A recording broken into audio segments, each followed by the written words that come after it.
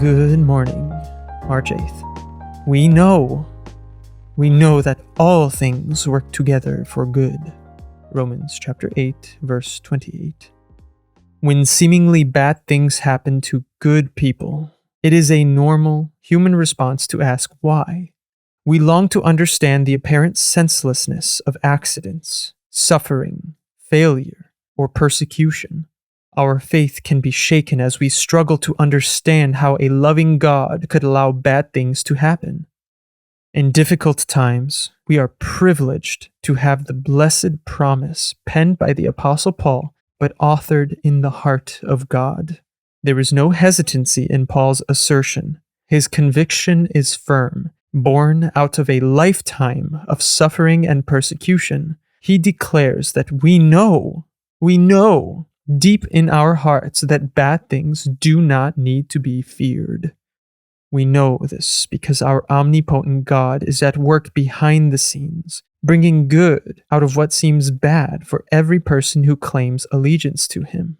And therein lies the caveat. Because of the love of God for us, we can be certain that God is at work for the good of his people. Since God is good, the work he is doing for his people is good. The ultimate good toward which he is working is his glorification and the salvation of his children. Life is a grindstone, and whether it grinds a man down or polishes him up depends on the stuff he's made of. Josh Billings. I want to reiterate the caveat that Romans 8:28 is often in Christendom one of those fortune cookie verses, as I call them, completely taken out of context.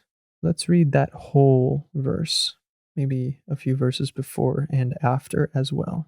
So this is when Paul is talking about future glory.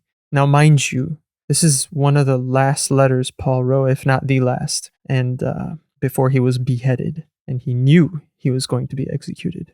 But in the middle of this suffering, after having suffered for so many years preaching the gospel in Asia Minor and to Gentiles all over the Roman Empire, here he is in a dark, dank Roman prison writing this. Don't quote me on that. I'm not exactly sure. But here is Romans chapter 8, verse 28, the whole verse. And we know that for those who love God, all things work together for good, for those who are called according to his purpose. You see, so the caveat is all things aren't going to work together for your good if you, A, don't love God, and B, aren't called according to his purpose. More or less, maybe God moving into your life is the first thing. So that's A, called according to his purpose. And B is that you love God because he first loved you. So yes, Christians, please stop with this trope. All things don't work together for good for everyone, only for the children of God who love God and are called according to his purpose. Go ahead and read all of Romans, but especially Romans chapter 8, verses 18 through 30. That should give you a lot more context. See you in the evening.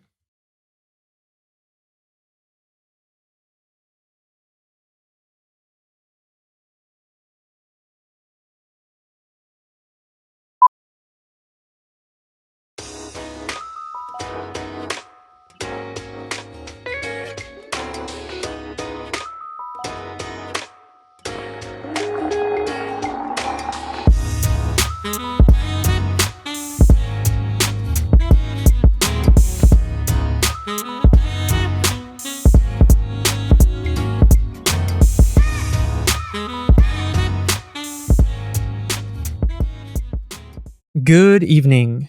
Integrate God in your life. Remain in me, and I will remain in you.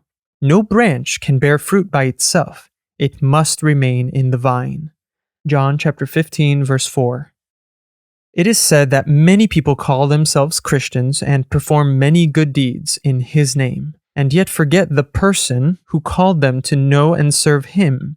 Attempting to serve the Lord without the strength that he alone can provide inevitably leads to frustration and disappointment. Every faithful believer should cultivate the glorious truth that Jesus Christ is a living person until his presence becomes a reality in our daily lives. By becoming aware of his presence, you begin to see the problems, challenges, joys, and sorrows of your existence from his perspective, and he becomes a more integral part of your life. The essence of your spiritual life is to know him as a living reality. Meeting Christ in the silence of solitude and experiencing the touch of his Spirit on your spirit has far-reaching consequences for your life. Your soul is truly enriched, and to deny yourself such an experience can lead to spiritual emptiness. Ultimately, it will.